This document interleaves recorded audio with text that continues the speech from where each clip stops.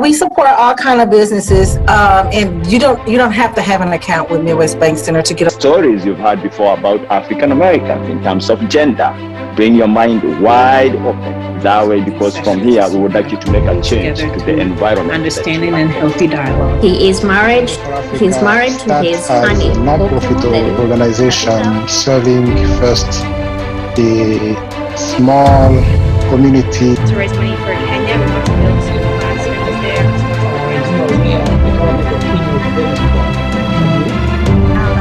Technology is one of those spaces that thrives on problem solving, and there's so many address some of the economic disparities between the African community and the broader St. Louis community. For Africa is here for you.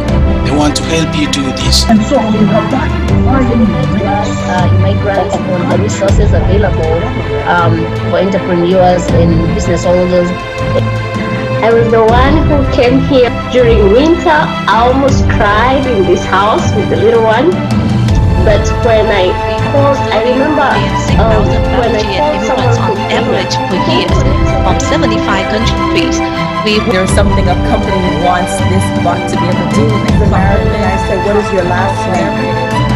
That is a reminder all the time. He is not so American as he thinks. The last name. So I can definitely assist with those resources, and we want to find a way how we can be able to connect those two. Those who are looking for information and those who have that information, we want to bring them together. That the persistence and the drive that I've seen. And I grew up in the late 40s, early 50s, and at that time, the polite term and other persons of African ancestry. Should we talk about economics? I mean, I love this idea of why aren't we as African Americans take something from this meeting and go and do something about it? Jambo to everyone tonight joining us. I'm happy to see you all. So yes, my name is Patavi Vinadalak. I am an immigration attorney. My office is normally at the Cortex Innovation District, which my staff are still working there. I prefer working at home remotely, but I've also been a member of the Vitendo for Africa board for several years. And it is so special for me to work with Vitendo, and I'm so proud of the work that they do, in particular because they are so strong with the mentoring, especially for our youth and immigrants. And I'm particularly proud of this Building Momentum series because of all of the things that Jeffrey talked about, but for me, it is more personal. So even though I was born in the United States, I grew up in a small rural town about an hour from here in Illinois, and my family was the only Asian family in our town. There were 2 Black children, and they were brother and sister. And back in the 70s, there were Black people and there were Asian people on TV. There were some celebrities and maybe on music. In the 70s, we didn't have the magic of the internet and social media and Zoom. But for me and my community, I really didn't have the role models of real, actual immigrants who had Black hair, had different skin tone, whose parents or they themselves may have spoken English with a different accent. And so it's different for immigrants trying to grow up in this world and navigate your way. And I really wish I had had Vitendo. I really wish I had had this leadership series so that I could see the role models in my community and see how they were doing it themselves. And so I promise you, tonight is going to be wonderful and amazing. We have great speakers. We have our seasoned speakers, Zellipah, Githui, and our young up-and-coming leader, Laura Niboh. You are going to absolutely love them. But this is why Vitendo is so special, and this is why this speaker series is so special to me, is because you have the benefit of living, breathing role models who are doing amazing things in the world and can provide that inspiration for you wherever you are, whether you are in your youth or still progressing through your careers. You will be impressed with their resumes, and I know that they are not finished with their accomplishments. So I'm excited to introduce them both. And without further ado, Zellipah is our seasoned leader to speak with us tonight, so she's going to go second. And our first speaker is Laura Niboh. She is from Cameroon, first generation Cameroonian and American, born to Dr. and Mrs. Martin Niboh. I believe you grew up here in St. Louis. I know that you have received your Bachelor of Science in Nursing from Chamberlain College of Nursing, which is a local school here. You began your career in neonatal intensive care at Mercy Hospital, working with the smallest and most vulnerable children, and that's amazing work. During that time, you received your certification as a certified breastfeeding specialist, and you are the recipient of the National DAISY Award, which recognizes nurses for their extraordinary compassionate care. So that's wonderful, a wonderful accomplishment. During your time going to classes and studying to become a nurse, you also worked as a model and got the opportunity to collaborate with a lot of our local businesses here in St. Louis and with designers from all over the world. So a whirlwind side gig going on, and now you are still practicing in neonatal intensive care in Boston. So even though Laura is of us and she's a local girl, here in your living room. So again, a real living, breathing role model for all of us to learn from. In your free time, Laura enjoys traveling, spending time with family and friends, and dancing kizomba, salsa, and bachata. I don't know if I'm pronouncing that correctly. So maybe someday Laura will give us some dance lessons. So with that, I will turn it over to Laura. Thank you guys so much for having me. I hope that you guys can hear me clearly. Thank you so much for the beautiful introduction. Like she said, my name is Laura Niboh. I have been in the St. Louis, I grew up actually very much like Patavi. I grew up in a small town, Branson, Missouri. My dad was a physicist, he was teaching. So we moved around a little bit until he found a college that he wanted to stay at. So we started off in Branson, Missouri, a very small town, not a whole lot of diversity. And we eventually moved to St. Louis, which was more diverse. And so my story really is in sections. And so I will talk about my experiences as a young first generation African American growing up in a small rural town and then moving to a bigger city. I also did not have very many Black role models growing up, apart from my parents and the people that I knew within my home.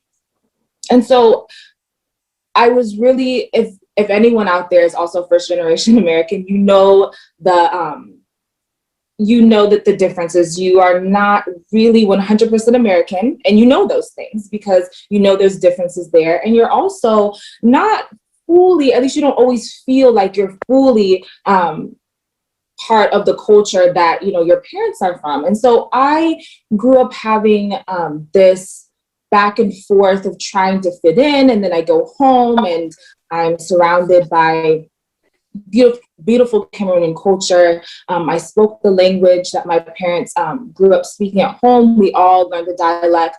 My grandma was at home. And so I was surrounded by beautiful culture, heritage. And then I would leave home and go to school where I would speak English.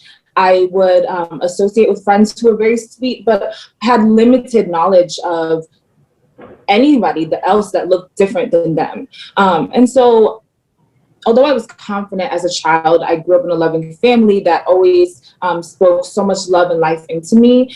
I didn't always have that confidence in who I was because I wanted to be like my friends. I didn't want to be different. Though I was not ashamed, I wanted to fit in. And so it was until I went to college, which was around the time that we moved from Branson to St. Louis, and I started to meet people who looked like me. I also started to meet people who were from various different countries, and I started to appreciate my differences more.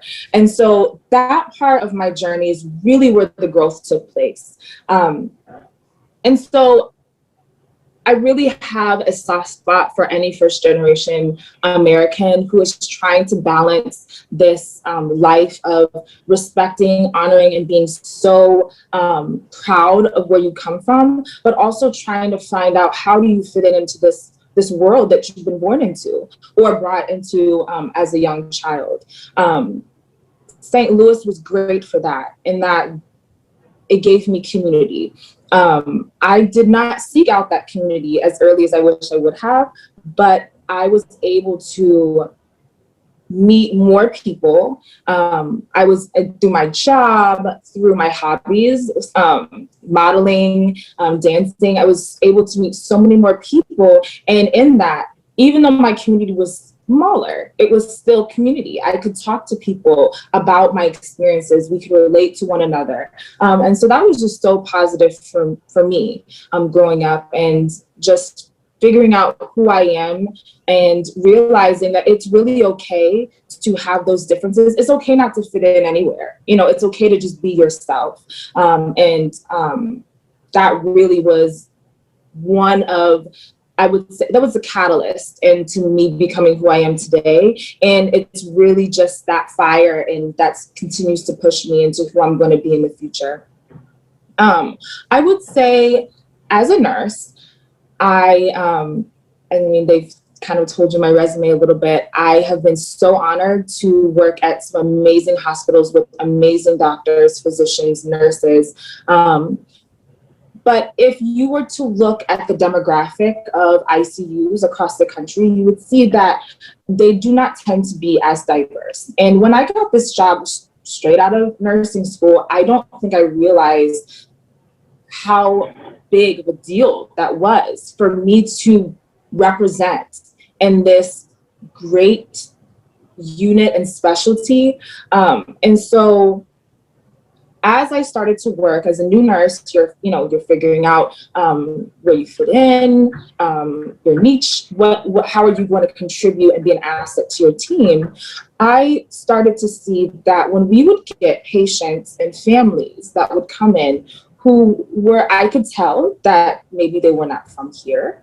Maybe I wouldn't know exactly where they were from, but I could hear accent or something like that. I really used my difference as the bridge. And it was, I remember one time in particular, we had a young patient that was there and was there alone. And I knew that based on what we had gotten in report, and was having some trouble with just everything that was going on in her situation. And I was able to, because I was young, and so we could relate on the age level.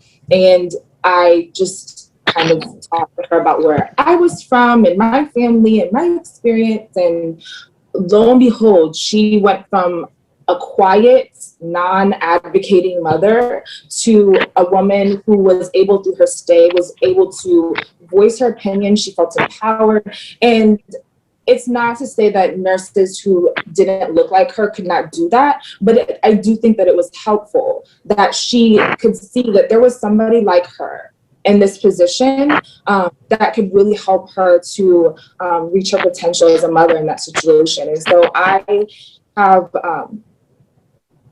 have been very blessed to be in the position that I'm in, and I just can't wait to see where this continues to take me. I recently just got accepted into graduate school at Frontier University in their midwifery program, the nurse midwifery program for my master's. And one of the things that I have really been passionate about is Black maternal health. I cannot wait to dive into the community and see how, as a first generation African American, I can help to bridge the gap between the Americans here and the Africans that come here, and also the first generation Africans that have been here that know the culture. I just can't wait to be a liaison for that. And so I'm really just excited, and I'm just honored to be here to share my experiences. And I hope that if anybody has any questions about anything that I've said or just anything that I've experienced, that you guys don't hesitate to reach out. This is an amazing program, and I wish that I would have known about this sooner, because I would have loved to have joined something like this. Like I said before, having community is so important. It's important for immigrants who are coming here who don't know the culture. It's important for children of immigrants to come who understand the culture, but still need a community within that community of people who understand what it's like to be between two amazing worlds. And I'm very thankful also to be in a position right now where I can be a great representation for little girls that look like me, that may not know that nurses can look like them. As a model, I was able to also be in a position where I could show little girls, and I did a lot of coaching, a lot of teaching, and show young girls that look like me, whether they were fully American or whether I did coach some little girls that were from other countries and had moved here. And so I'm very, very passionate about representation and all of the things that we do. My passion has been nursing, and I've been able to do it in modeling. And I just think that it's just a great opportunity for us to be a voice and bring people together, and bring perspective to the table, because sometimes just gaining that perspective helps you to engage better with people around you. So yeah, thank you so much. Thank you, Laura. That was wonderful. We are so proud of you and for all of your accomplishments. And like I said, I knew you weren't done, so congratulations on graduate school. I think you hit the nail on the head, that the lesson of being the bridge, that is so important. And for anyone who has ever, like you said, not felt fully of your own culture and not felt fully American either, it's hard and it's painful and it's hard to navigate. But you are absolutely right about the lesson that that's what makes you uniquely situated to be the bridge between Native Americans and immigrants, to be the bridge between immigrants and Americans, to help all of us understand what it's like, and again, to be the role model, to reach up to the mentors who are ahead of you and then pull more behind you to come along on the journey. So thank you for all of your words of wisdom, and I always learn something from all of our speakers, so I appreciate that. Thank you. Zellipah, are you ready? Yes, Zellipah is up next. Okay, so Zellipah is, she has the love of mentoring that I have, and the passion for really mentoring our youth and making sure that they are on the right path to success. And Zellipah's resume and CV is amazing. She's done so many things. Zellipah was born in Kenya and only came to the United States in 1998. You have an MBA from Missouri State University in food science, and you have a full-fledged career at Bayer Crop Science, which is no small entity. There's a lot of amazing research and work that goes on there. But in addition to having a full professional career, Zellipah is a seasoned entrepreneur who specializes in import and export trade, quite a complex enterprise in and of itself. Zellipah is the president of Githui Fair Trade International, where she ensures that artisans in Africa source authentic handmade items while practicing fair trade principles. She is also the founder of Project Goldfinger, a nonprofit that focuses on improving the lives of rural women in Kenya. And Zellipah was recently appointed to serve on the Fair Trade Federation's Justice, Equality, Diversity, and Inclusion Committee, which again is just continuing the work of being the role model, and like Jeffrey said, educating all of the rest of us why diversity and inclusion is so important. Zellipah is married.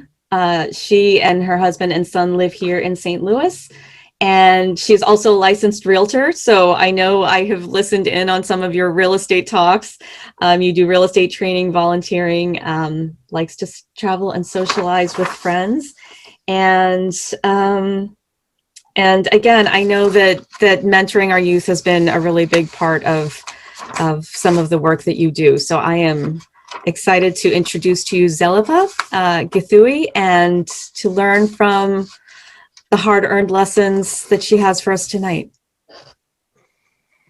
Thank you so much, Patavi. Really appreciate the introduction, and thank you, Lola, how much you've achieved in such a short time, and all the other speakers that have been participating in this building momentum. I have been attending most of them, and the reason we do this, and personally the reason I share my story here, because I'm going to share my immigration journey, is just for the same reasons that Jeffrey and Patavi mentioned, that let's share our stories instead of our story being shared by other people.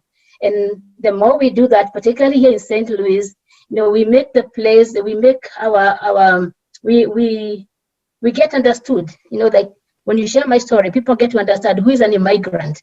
Are they coming here to take jobs from us, or are they coming to work hard and make the economy better? So I will share my story, and my story has been that one of reinventing myself every journey. I came here, I was the first person to come to the US in my family, and when I came to the US, I didn't know anybody, and so it was one thing after the other. I'm gonna share some slides, so let me share a slide here.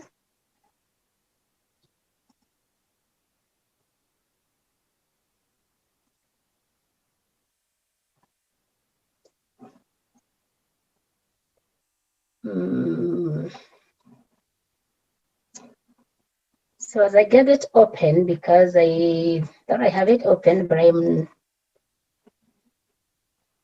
so I came to the US in early 1998. It was actually a couple of days before 1998, and I was coming here to go to school, and my journey just was supposed to be for 2 years. In 20 years, I'm still visiting.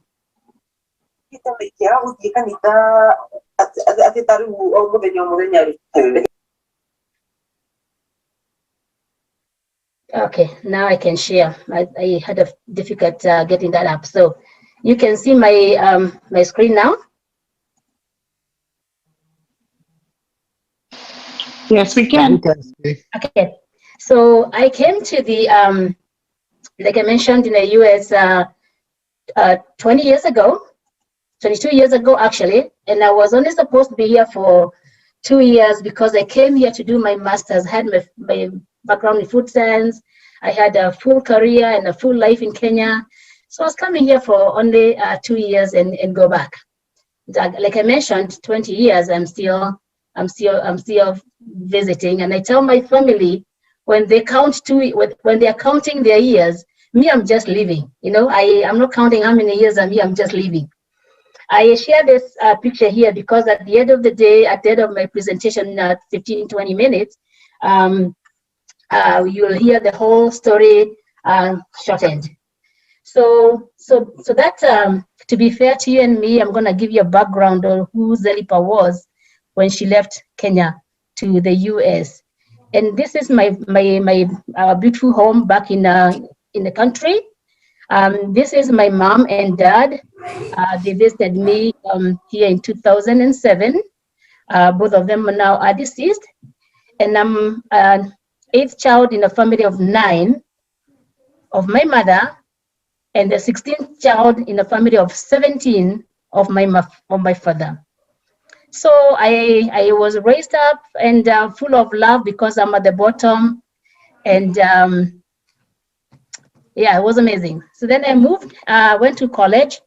I did food science at Jomo Kenyatta University, and I wanted to have a bright future And then I joined Kenya Breweries.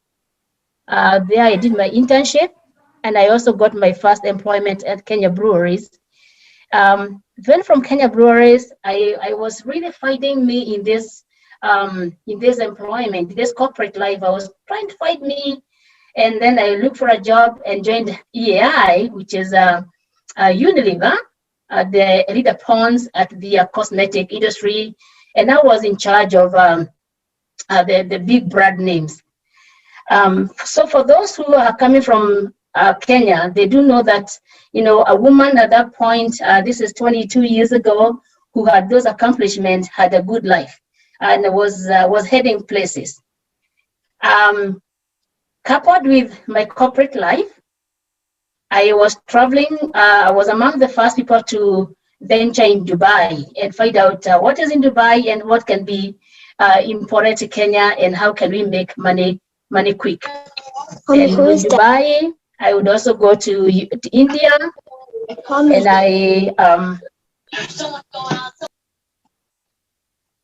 I'm just hearing a lot of background. I think there is somebody that's not on mute. So I'll travel quite a bit, and as an individual, not on corporate level, but as an individual trying to do business and try to find myself. Those who've heard my story before, I started my business when I was in second grade, selling my mom's bananas at home. So then I had achieved math. Then I was becoming a business coach. I used to have a Tuesday 8 o'clock meeting at my office, and the people wanted to know how to do import-export. But something in me was telling me that I really need to have an education. I need to have a master's or a PhD, because being a woman, and I am now starting to supply big supermarkets. So I said, let me go to the US, let me get my master's. And I applied at the university in Kenya. It was pretty expensive, it was private university. And then I considered coming here. So I came to the US for 2 years, get my MBA and go back. It was not that easy. So I moved to the US and life just started. When I say life started, life just started. Everything I knew disappeared. Everything that I knew was not there anymore. Everything was different. I came to the US, spoke English at a very early age. And I came here, and as I traveled here, my only concern was, am I going to understand the American language? So that was my only worry, and I'm like, I can do it, I can do it. Shortly, I realized the question reversed. Will they understand me? Because this person who came speaking English, people were asking me, what, speaking Spanish? What language is that? What do you say? It was very, very, very hard to communicate. And you know what happens when you feel like you've come from this life and you're speaking, you know your way around, and now people don't understand you, it brings you down and like, okay, what did I get myself in? But this time I'm determined. I'm here for 2 years. I'm going to get my master's and I'm going to go back. And I'm still waiting to go back. So life was hard, and the first child that I got was language, lifestyle. You know, we like to say immigrants, when we come here to the US, and particularly the way I grew up in my home, we survived without. We lived without very much. Now you come here, you're managing plenty. There's a lot of things. Everything is a lot. If you go to get food, it's a lot. If you go to do shopping, everything is a lot. And I had to really quickly adapt to getting this lifestyle of America. How are things getting done? And I like a quote I found from an attorney, Reid, who said, people think immigration is easy, and it is not. It wasn't easy for me. I didn't have anyone that was understanding me, where I'm coming from. I came in Pittsburgh, Kansas, in the middle of the Midwest. not many people spoke like me. Not many people looked at me like me. When I flew from Nairobi to Joplin Airport, I was picked by the university, and I was taken to a hotel that I was going to pay for myself because the dorms were not open, and I was going to reside in a dorm. And fortunately, I would say fortunately, I'm among the few people who came here prepared with money, because I was coming to college. I had money to take me through my college. But I just struggled with life. I told you earlier that I had come from a corporate job, and I had hustled my way to doing a decent business in Kenya. And now I needed to look for a job, got a job at the university, and then I ventured to look for a job. And my first job was at McDonald's, and I was a cashier. And again, because based on the lifestyle, I didn't know that when you're a cashier, you also are meant to clean the bathrooms and wipe the tables. And I was asked, to clean the bathrooms, and it was really, really, really hard for me. This woman who came had a good, beautiful life, and now I'm cleaning the bathrooms. I could not understand it. It was very, very hard. When I came to the US, I had 2 suitcases. Given one suitcase was full of some books because I was hoping I could do something with my food science when I get here. And then I had another suitcase that my nieces, who were younger then, had filled with souvenirs, so that when I come here, I can make friends with the Americans and can give gifts. And well, they were not gifts. I figured since I already know that I'm going to struggle with employment, if my first job is asking me to clean bathrooms, then it's going to be hard. And I need to do something, and do something really quickly. And I shared at the dining table that during a student exchange, I had these souvenirs, earrings, necklaces, bowls, hand-woven bowls, and I can display on the dining table for people to see what my culture is like back home. And as I did that, people wanted to buy, and they wanted to buy. I would sell for $2, $1. They said, no, you need to up it up. That's one thing I like about American life, is they're very honest, up it up. So started selling. Hey, business started. So I figured, I do not have to necessarily work. I can start business, but I don't know where. And I just started talking. Every time I would meet anybody, I would just say, I have these souvenirs, where would I sell them? And I was introduced to craft fairs at 4th of July festival. And I started craft fairs, which I still even do today, because it grew to more than just a business, to being passionate, a passion for me. So one of the things that I learned very quickly is I have to reinvent myself. And there's this book written by Marsha Goldsmith that was written in 2007. I had already experienced that life, that what got me here would not get me there. So what I did, I tried to understand, how do the American system work? And I got myself into understanding, how does every system work? Immigration, education, housing, credit, and I gained a lot of knowledge. So that was my first learning, that I need to really, really understand how this system is going to work. At that time in the university, I had met a few people, Africans, but they were younger, so a different life when you come at middle age. I came to the US when I was in my late 20s. All right, so then I went to school and I got my education and I got my master's. And before I could get my master's, I had this other great idea that I need to become a mother. And I had met a young man that we fell in love. And my son was born. And this was not easy. It was not easy to be a single mother. I put there that I like to tell this story exclusively because there's a lot that came with this, my journey as a single mother. I call it Zelly Talks, and I have many Zelly Talks that I like to talk about, including this one, my immigrant journey. I have shared this story at my work a few times and at the St. Louis Community College a few times, and it's just one of the ways of sharing and letting people know what we go through. So my son was born in 2002. Now I was here 4 years. I finished my MBA. Before I finished my MBA, I was pregnant, and here my son was born, and life changed because before then my income was doing festivals, traveling 8-10 hours, go set up and come back and make money over the weekend, and there was money to be made. But now that my son is born, I can't travel very much. I was in Jefferson City where I had gone to do my internship with the state of Missouri before I don't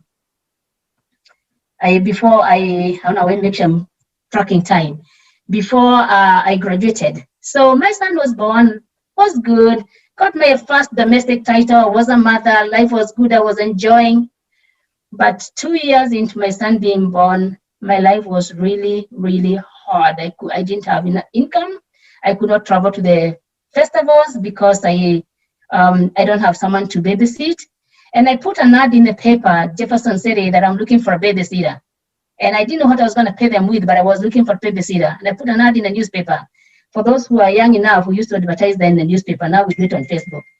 And a lady came and applied and said, yeah, I'll babysit for you for $50 a week, and give me a little bit of time to travel a little bit, sell my stuff in the festivals. And then I relocated to St. Louis. Again, that was my life started all over again. And I went to work in a nursing home. And one day I was in a nursing home, and I figured, the person who came to the US 4 years ago is not this one. So what has happened? I called my sister and asked, can you take care of my son? Said yes. I worked for four weeks continuously doing my doubles so I could afford my airfare to take my son home and pay rent. So I took my son home for 2 years to come and find me. I wasn't ready now to go back. Things had changed. My business had changed. But I didn't need to find me again. Like, am I a failure? Am I going to fail? And I was telling myself, no, I cannot in America. I'm not going to fail. So I took my son home, and I came back and reinvented myself again. So I have a brother who says a child is not a goat. The little kid who I took home, I went back for him after he stayed home for 2.5 years. And I brought him back home, and I'm sure he's listening today. And there he is, and he's doing well. Graduated high school last year. He's in college. So how did I reinvent myself this time? Is I told myself I cannot confuse movement with progress. Yeah, things are moving. My son is home. I'm hustling here, but that's not progress. I need to make real progress.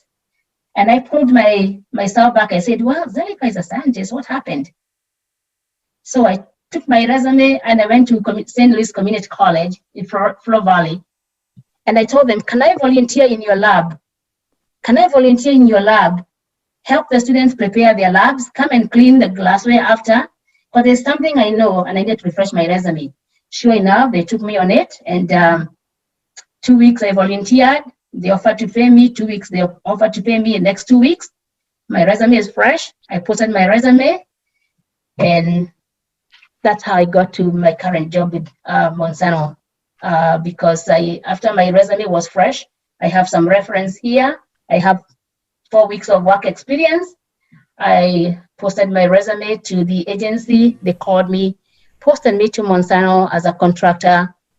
Worked as a contractor for a few months, and I was posted to Maui research facility, and I worked for Bayer since then. You know, in people they say in Kenya, once you have a job, you never lose. You don't want to lose it because you don't know when you're gonna get another one. So I am still there.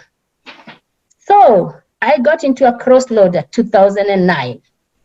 And I do want to say that I went back to get my son in end of 2007, I think, when I was in Hawaii. So then I got into a crossroad again. I'm like, I'm going home every year. And every year I go home, I want to settle at home. So I go run around, look for real estate, look for houses, look for plots, look for everything. Then I come back, I'm like, all those things I was doing, when am I going to enjoy them? Then I come here and I'm like, no, I need to make a decision. 2009, I made a decision. I'm not going to live in two places at the same, at one time. And this is something that as immigrants, sometimes we struggle with a lot. We want to work here, invest in Kenya or in your home country, and that is okay. But it challenges us on how quickly we can make our progress, because we are so divided. So I made a decision. I was going to focus in the US. And at that point, I became a realtor and joined Cindy Wilson's brokerage, Red Realty. And that was a big turning point for me to learn how real estate is done and how investments work in this US and how St. Louis is real estate is done. So it was a very, very, very big turning point for me. But I think the biggest decision that I made was to be able to focus on one place, and it gave me a lot of peace. And I do want to say that I have done more in Kenya since I made that decision than before trying to be in two places at the same time. Same thing, 2009, I got my citizenship, and we all know how beautiful that is. And that picture was taken by Cindy Wilson, now who was my broker at that point. As I made my decision, I'm also thinking myself, I'm running this Githui, the import business, and I'm still working. Do I drop one or do I continue with both? And at that point, it was the best interest that I continued both. So like I mentioned, my next thing I had to make a decision on is to be focused on one place. And that was one of the best decisions that I ever made in my life.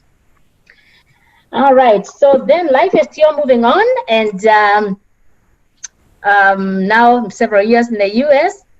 And when I was, just before I joined the university in Kenya, I had met a young man.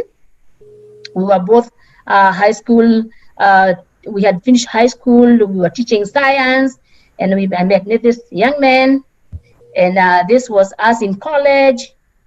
And in 2016, we decided to get married, and we got married at my mom's backyard at home, and came and did the wedding here, and we live happily thereafter.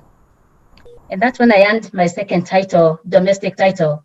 I call them domestic titles because they are good, they are loving, they are nice to have, but they're not titles you can present to to get yourself a job or get yourself forward in the career, but they're nice domestic titles to have. So got myself my domestic title, number 2, and we live on one principle that, hey, treat me as your best friend because I'm your friend before I was your wife. And then once you treat me as your best friend, then the wife shall follow. And I don't know whether he's listening today or he's not. So life is still moving on. So I got grounded, got married to my best friend. One of the things that part of me mentioned is I do love service to people, and I always say service to humanity is service to God. And I volunteer. This is me volunteering at the community college. I volunteered last summer with helping the kids, during the pandemic, so they're not stuck with and I would, take kids to the zoo. This picture here is for my family's kids. And then last year also with the pandemic, I helped our village because of the lockdown. We were able to help with about 100 plus families. We helped them with helping meet the needs while there was lockdown and supply chain was destabilized. I do a lot of Zellipah talks. Zellipah talks are motivational talks. Just I'd like to call them motivation talks or hard topic talks. I volunteer with Vitada for Africa. I bring maize to the community once a year in August. Just it's a niche that just I found that people need white maize, and I knew I could find white maize. And again, I also volunteer with the Fair Trade Federation in their Inclusion and Diversity Committee.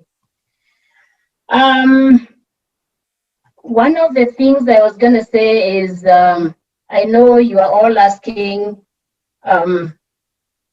what does a Project Goldfinger that part of you mentioned about. This is a nonprofit. It started in 2012 because our home village people had suffered a lot with lack of food, and we trained them on better farming practices and provide supplies so they can do what they do best, which is farming. And then, like I mentioned in the previous slide, during COVID-19 lockdown, we helped them with the supplies to help them continue with life.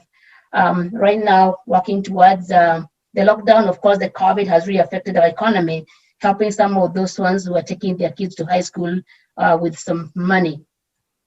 When I was in college back in Kenya, I had defined what is wealth. I had defined wealth not as money and property and everything, but I had defined wealth for me as whose life am I touching?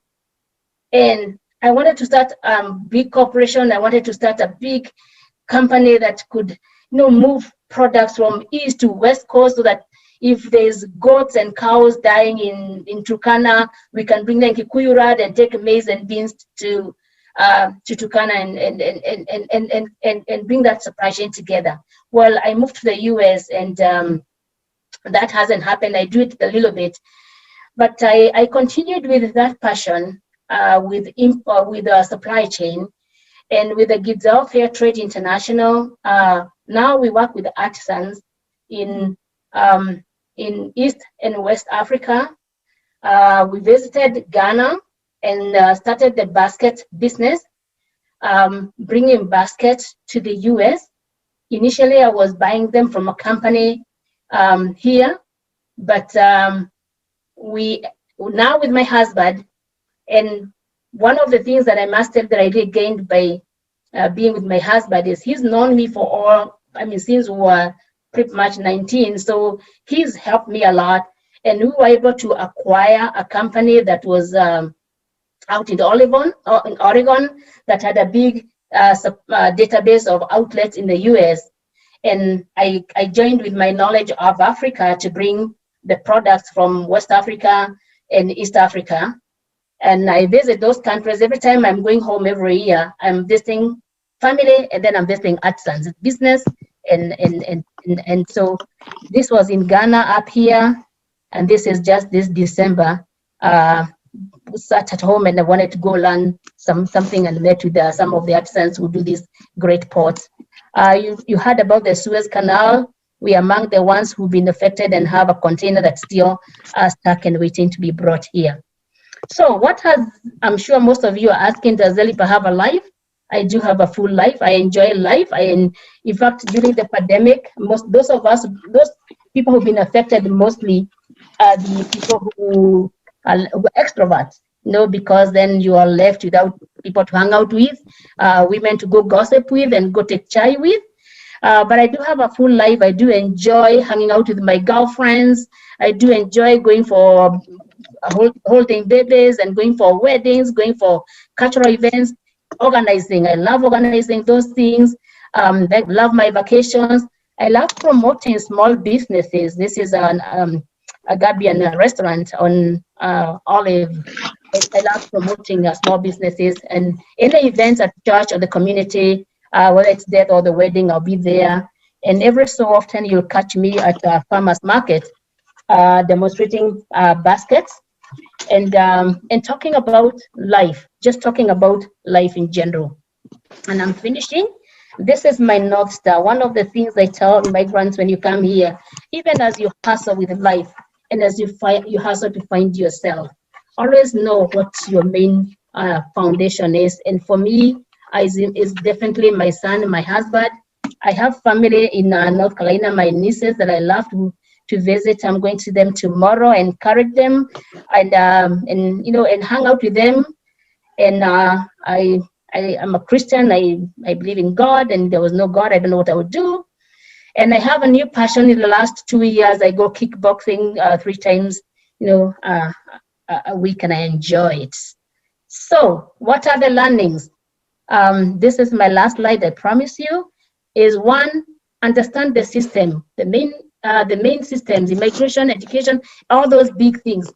But also, as an immigrant, understand some of the things that make you move forward. One is have your time commitment. Be efficient, be there on time, show up, be prepared, and let your word be your word. And that is something I had to understand early enough that in America, your word is everything. Self-awareness. I am always very, very, very aware of what room am I in. Am I there as a Black woman, immigrant, corporate entrepreneur? What room am I in, and why does it matter? Because it matters because what you show up in this meeting is not what you're gonna offer in this meeting, and being aware is very important. Cultural life balance. By all means, keep the values of your culture and understand how things are done in America. It can help you a lot. Inclusive and accountability. This is my passion. This is my everyday thing. Let's particularly within the immigrant community, and particularly within my African community. Let's be inclusive. Let's be accountable. Let's not just say how it's not being done out there. Let us be the example. And by follow through on your passion. It's a work in progress, and I always say that opportunity meets preparedness. So I will stop there, and I hope if you are there and you are new or you're old, in the US, there's always an opportunity to reinvent yourself. Thank you.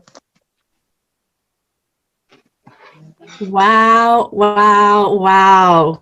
Zellipah, I told you we had 2 amazing women tonight, speakers, lessons and role models. Jeffrey, I'm so glad you recorded this because Zellipah had so many lessons. I kind of want to rewatch this and glean all of the things. But I mean, Zellipah is the epitome of just living life large. You really demonstrate what it is like to live as an immigrant, to have that resilience, that grit, I appreciate that you didn't just tell us the shiny parts of your story and all of the successes, but that you really gave us the truth, that there are the hard times. There are the times of the ups and downs and how to navigate that. I think that's the most important thing for all of the rest of us to realize. We're not alone when we feel those low moments, or when it's hard, or did I make a mistake? You're showing us how to go from one step to the next, and literally how to take one of 2 suitcases and make it into a sustainable trade organization that is national and global in scope, and how to reinvent yourself. I loved the lesson of do not confuse movement with progress. That is easy to do, but that is an important lesson.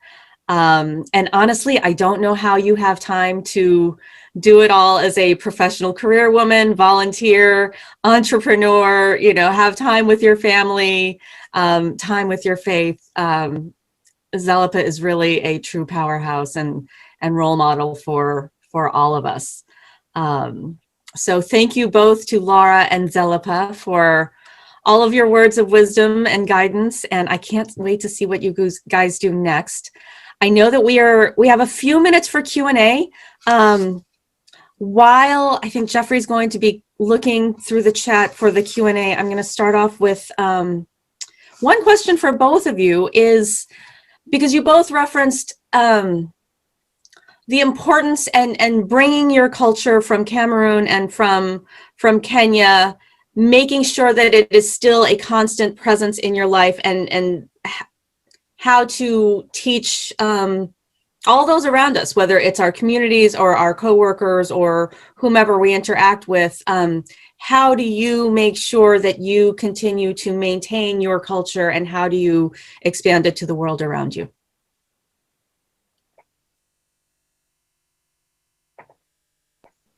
I can go first. I don't know. I'm not sure.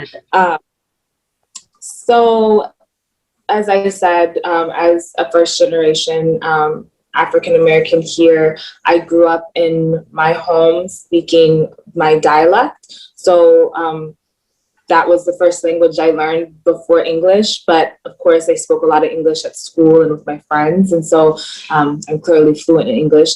But having that part of me and being able to really embrace that as a child really helped me in my adulthood when I would meet people who maybe had never heard of Cameroon, or, you know, sometimes they didn't even know that I was from a different country. And so maybe they looked at my last name, or I started talking and we had some things in common, and I would explain that to them. I know it will be different because I owe all of that to my parents, who truly took the time to make sure that their kids understood where they came from. And that's not easy when, especially as a child of an immigrant, just like it's been explained, you come here and you're balancing so many different things. You're trying to figure out your career, you know, some come for school, some literally come just to find a job, any job. You're trying to raise your children, and how do you raise your children with your culture and a different culture, and how do you balance that as a parent? Honestly, I am in awe of any immigrant parent that comes here and starts a family. And so it takes a lot of, it's very difficult. And sometimes you see some immigrant parents not, you know, passing that culture onto their kids. And it's not for a lack of wanting to, it's just, it's hard, you know? So I'm very grateful that I had that foundation as a child, and I did embrace it, even though there were some times where I resisted just to fit in with my friends. But it's helped me in my adulthood to understand, like I said, where I come from, to be able to connect, even though I may not be able to connect with the dialect, but I can connect with understanding a different language, being bilingual. You know, I can even just mannerisms and how to interact with people who may speak a different language and can't understand. I know how to navigate that kind of a room. And so it's been helpful for me. I hope and pray that I'm able to pass that culture on to my own children in the future. But that's my experience as a child. And I'm sure that Zellipah's son could probably relate in the same kind of way. But really, I'm just in awe of any immigrant parent that comes on and passes any bit of culture. That's just, it's really helpful for us. So I hope that's, for any parent out there, I hope that this is helpful to hear from a child of an immigrant. So.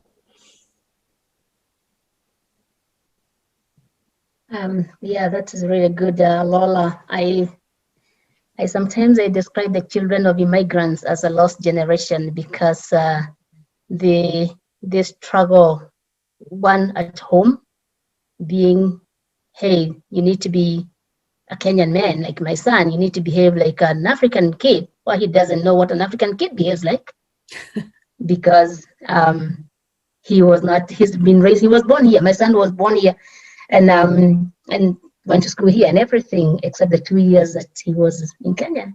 So yeah, it is. It's tough for those immigrants. It's hard for the children.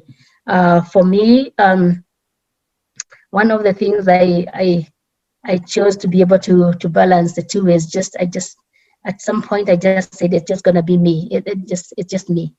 So and often when I'm speaking or I'm talking even at work, even when I'm doing professional presentation, I always start by saying, I am from Kenya.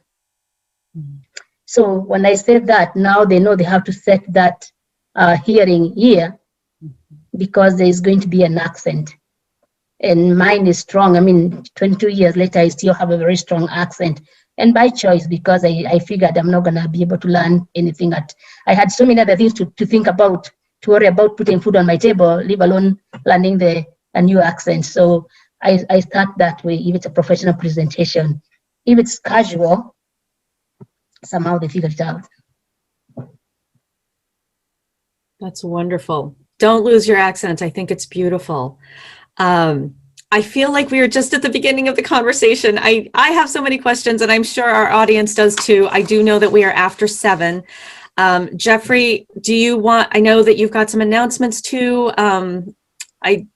I think you were probably moderating the chat room for questions. So how do you want to move forward? No, I think we can continue with some questions. We can give you more time for questions. If you finish, then we can open up for the audience, and I can share some of the questions that I see on the chat. Yeah, do you want to, I think you've probably been keeping an eye on the questions. Yes, I think the question that I see here is that there is a question, the first one I think is just, and I think Zali must, somebody says, please expound on refresh your resume. You mean gaining more skills to add to the resume, or what do you mean? That is a question directed to Zellipah.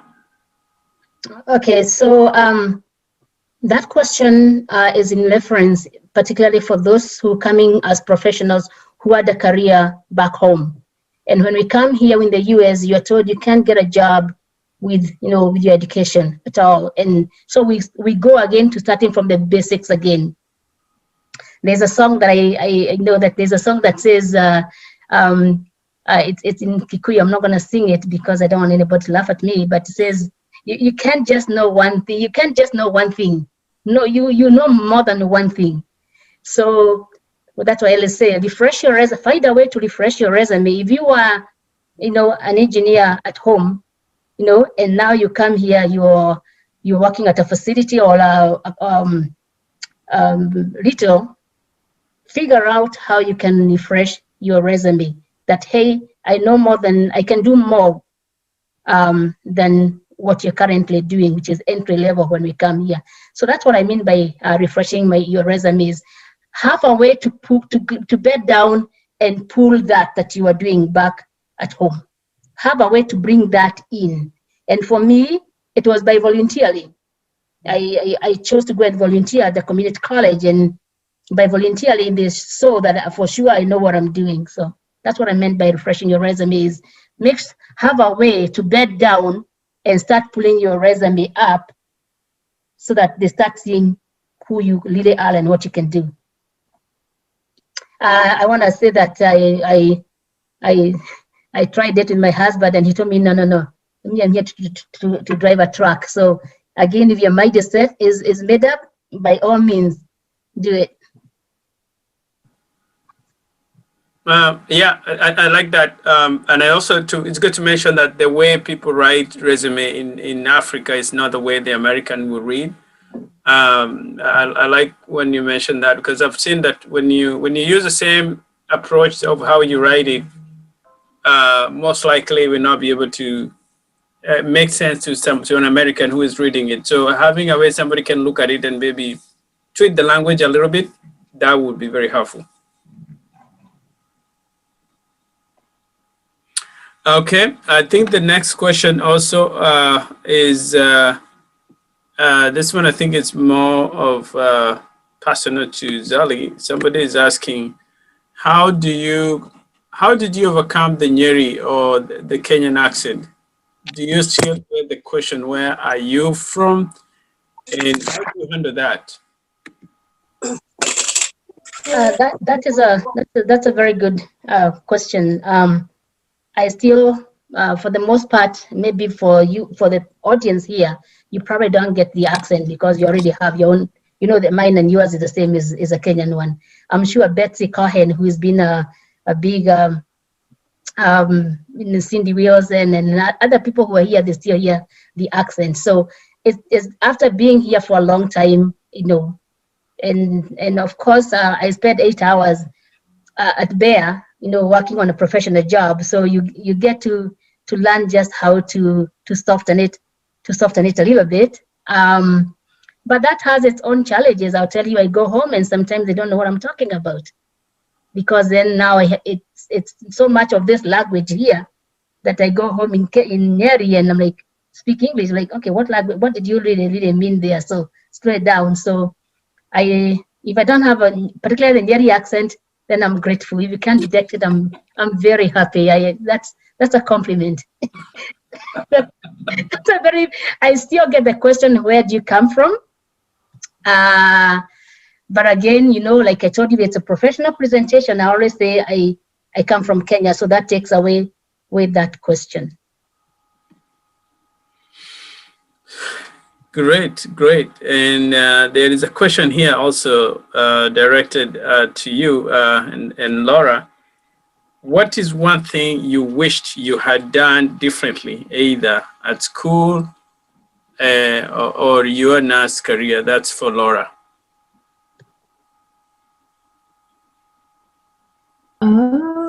Sorry, I was unmuting myself. So when I started at Missouri State University, actually. I started my undergraduate career there, and then I finished up at Chamberlain College of Nursing. I wish one thing that I would have done more was be more involved in some of the groups on campus that would have put me in a room with more of the international students.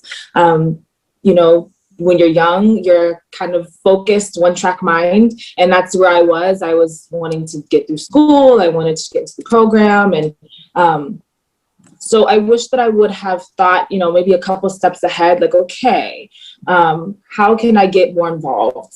And that is something that as a graduate student, I'm going to take a lot of advantage over, and I've already started trying to figure out how can I get more involved on my campus? How can I network and meet more different kinds of people to see where I can fit in and how I can actually contribute and bring my perspectives and my experiences to the campus. So that would be one thing that I wish I would have done differently in my undergraduate career into nursing, was just working on becoming more involved and networking within the school.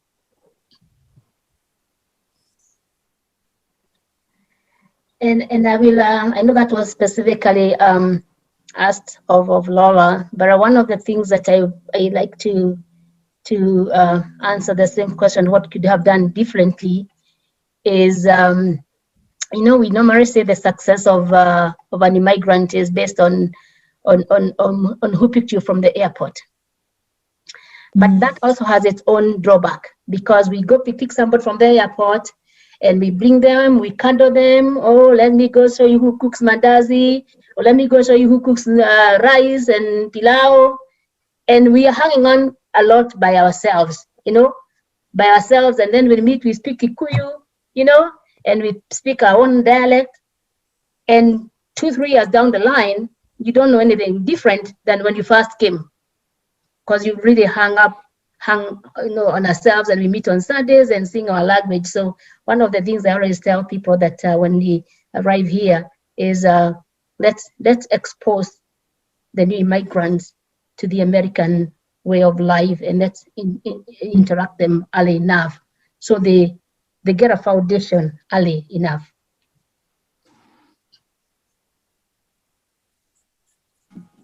And okay. Jeffrey, are you there? Yes, okay. Yes, that is good. And I think that's good because you have answered the question that was to that about how do you start networking in you. But I think before you respond to that, I have somebody who's raised hand here. Arinola, go ahead. Yes, I have a question for Laura and Zellipah. Good presentation, by the way. For Laura, I know people often describe the younger generation as folks who are really focused on self-image, and they have used the word entitled at the same time. You are young, immigrants, very successful, and you have achieved a lot. But how do you stay humble and yet confident at the same time?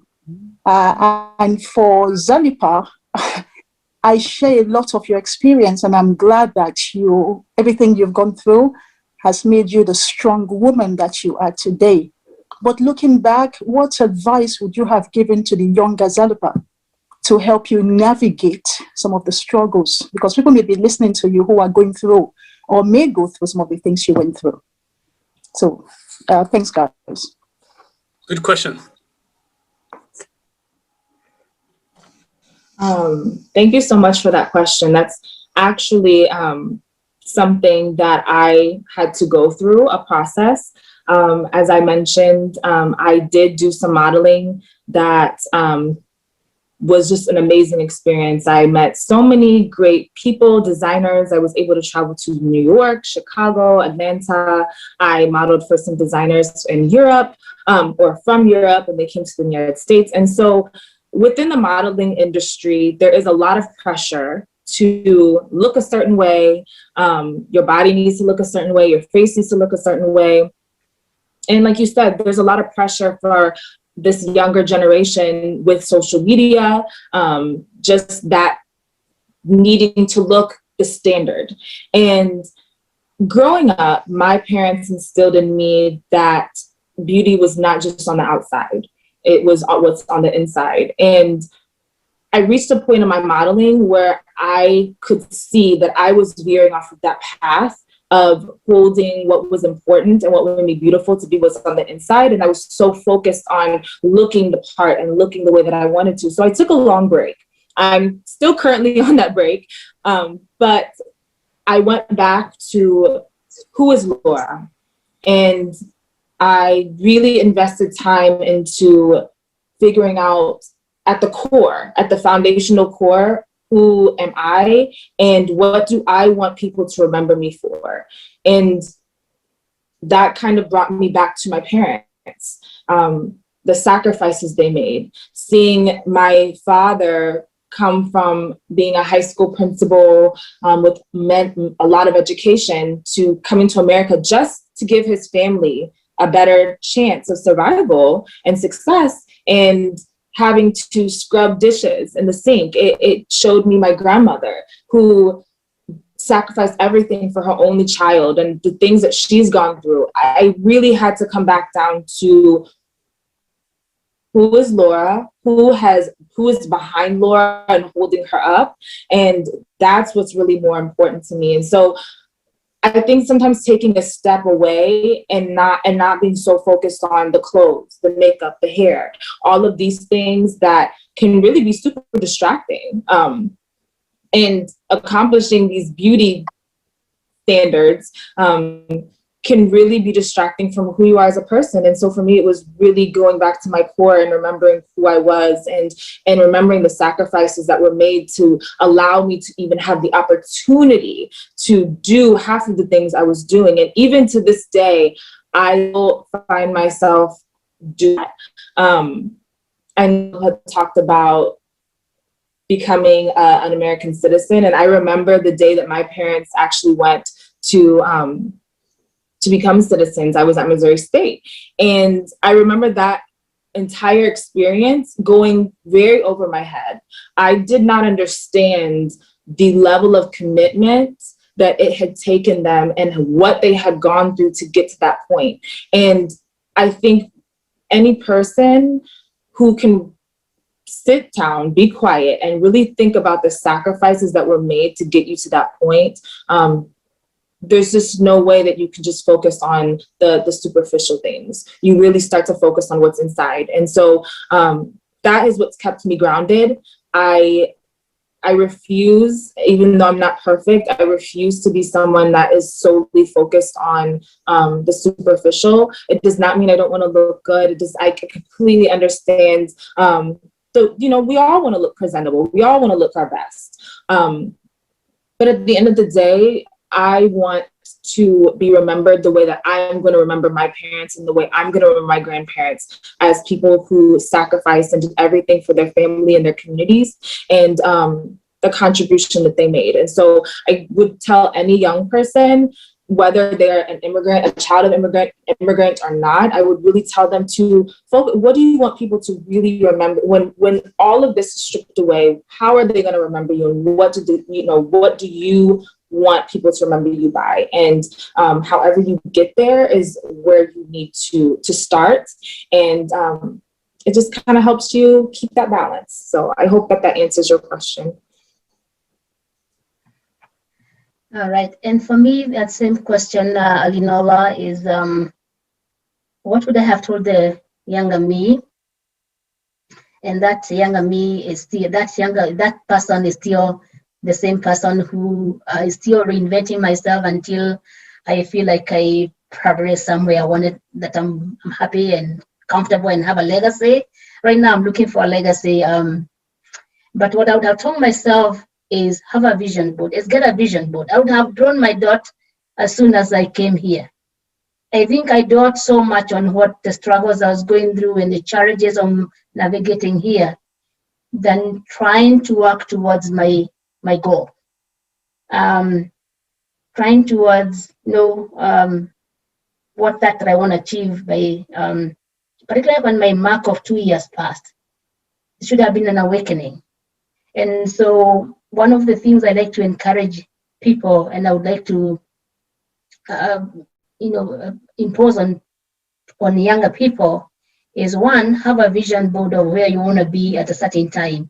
And then two, look for mentors, people who can walk you there, people who can help get you there.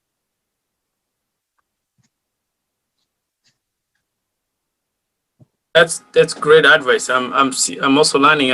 I'm really learning from you both. I think that we cannot end this one without we're gonna stand this one, but we can't end this without asking this question. I see Alan has asked here. What is your favorite thing of being an immigrant, and especially being here in St. Louis? So that is a question we always ask, and we wanted to, what is it that's your favorite thing of being an immigrant and being here in St. Louis? And that will be our last question. So I know Laura has something you can be able to share as being an immigrant here in St. Louis as a young person. So one of my favorite things about St. Louis is the diversity that nobody really speaks about. People that I've met outside of St. Louis, I don't think they realize how diverse St. Louis is. And so one of my favorite things was really unlocking that. And I did that through dancing. The dance community really does have a lot of different cultures, different people. And so one of my favorite things about St. Louis was just uncovering that underground world of diversity and making friends from all different places. And one of what I loved was that I found a place that I also could bring my own experience to the table. And so I would say that was the highlight. And that was the past few years that I really was able to really enjoy that. And that would be my favorite memory of St. Louis, was uncovering just this community of grad students, young professionals, new immigrants that just come to the country, and we're just so hopeful and so happy. And I was able to connect with them and also bring my experience as a Cameroonian American and the things that I had gone through as a child. And it was just nice to be able to have that community within the community of St. Louis. And so that was my favorite part. That is true. And for me, it is similar. St. Louis is diverse, but yet not very diverse. If you go to the some part of St. Louis, you feel like you're in this around Webster Tower Grove area, you feel like you're in this immigrant community that everybody is going through the same different culture. But then when I come to this other side, particularly where we live, I feel like it is a green forest that has not been very explored, and I take the opportunity to teach. So I take the opportunity to say, talk about who the immigrants are and what we do, what we bring. So that's what I enjoy mainly about St. Louis, that I can jump in one end and feel like I belong right there. I don't have to explain who I am. Then I'll jump on the other end, and at the very beginning, who is an immigrant? What do we do? How do we speak? What language is this? And where is Africa? In fact, my favorite question is when somebody asks, where is Kenya? Or is Kenya in Nairobi? You know? So I know, got you. This is where I need to show what immigrants are made of, a lot of knowledge, global perspective, and just, bring it, at least soften the ground in those areas of St. Louis where immigration and immigrant lives is not well known. So I enjoy the two spectrums very much. Great. I think that is our last question. And I would say that that was a great presentation for both Laura and Zellipah.